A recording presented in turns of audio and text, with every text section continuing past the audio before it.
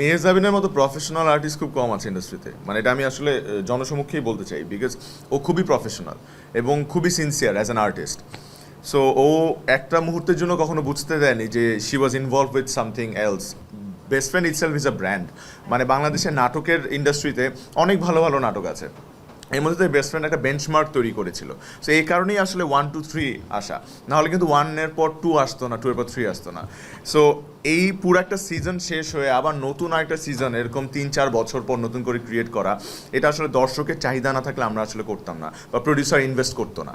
So এখানে অনেক বড় একটা টাকা ইনভেস্ট করা এবং এই কারণেই তো করা। সো আমার একটা এক্সপিরিয়েন্স আমি বলি, সেটা হচ্ছে আমার ফ্যামিলি মেম্বারদের মধ্যেই একজন, সে হচ্ছে একটা প্রাইভেট ইউনিভার্সিটিতে পড়ে, ওদের জাস্ট গত বছর বিয়ে হয়েছে। সো ওদের বিয়ের সময় আমি জানতে পারি যে they were best friends. So ওরা কখনোই আসলে বলতে পারতো না। তো আমাদের নাটকটা তারা একসাথে বসে দেখেছিল। সো লাস্টে গিয়ে যখন 3 নম্বর পার্টে আমাদের মিল হয়েছিল বেস্ট ফ্রেন্ড সিজন 1-এ, তো ওইটা ওদেরকে অনেক ইন্সপায়ার করে। এই কারণে ওরা সামহাও একজন একজনকে বলতে পারছিল যে বেস্ট ফ্রেন্ডের মধ্যেও প্রেম হতে পারে, বেস্ট ফ্রেন্ডের মধ্যেও ভালোবাসা বা বিয়ে হতে পারে। সো আমার নিজের চোখে দেখা একটা গল্প। সো হ্যাঁ না বলুন, এটা এইটুকুই আর কি। মানে best friend is very close to my heart. ধরেন মেহজাবিনের সাথে অনেক দিন পর স্ক্রিন শেয়ার করছি, দাদা আমি মেহজাবিন আমাদের আলাদা একটা ট্রায়ও আছে।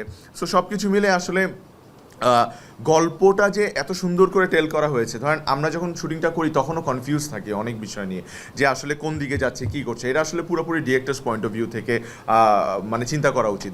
সো তার মাথায় আসলে সব কিছু থাকে যে কী হচ্ছে।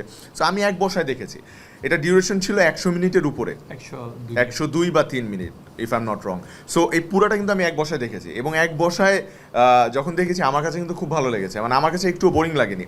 মানে এটা আমি বায়াসড হয়ে বলছি না যে এটা আমার নাটক। সো আমি বলবো যে ডিউরেশন বড় হলেও আপনারা দেখুন, মানে আই হোপ ভালো লাগবে। এবং আমরা একসাথে এতদিন পর স্ক্রিন শেয়ার করছি, সো আমরা আই হোপ ভালো লাগবে।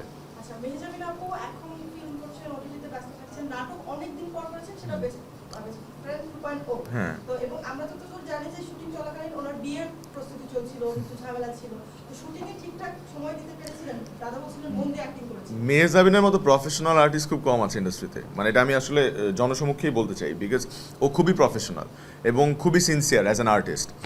সো ও একটা মুহূর্তের জন্য কখনো বুঝতে দেয়নি যে she was involve with something else, মানে ইন হার লাইফ। সো ও অ্যাক্টিংয়ে যখন করে, এইটা আমার জন্য খুব হেল্পফুল, বিকজ হচ্ছে আমার কোয়ার্টিস্ট যখন ভালো অ্যাক্টিং করে, আমার না নিজের মধ্যে একটা তৈরি হয়ে যায় যে আসলে আমারও ভালো করতে হবে, এবং ইটস আ রিফ্লেকশন। মানে যখন আমার কোয়ার্টিস্ট ভালো অ্যাক্টিং করতেছে তখন আমার অ্যাক্টিংটাও ভালো হয়ে যায় অটোমেটিক। এর মধ্যে যদি স্ক্রিন প্লে ভালো থাকে, ডিরেকশন ভালো থাকে বা ডায়লগ ভালো থাকে, তখন তো সোনায় সোহাগা।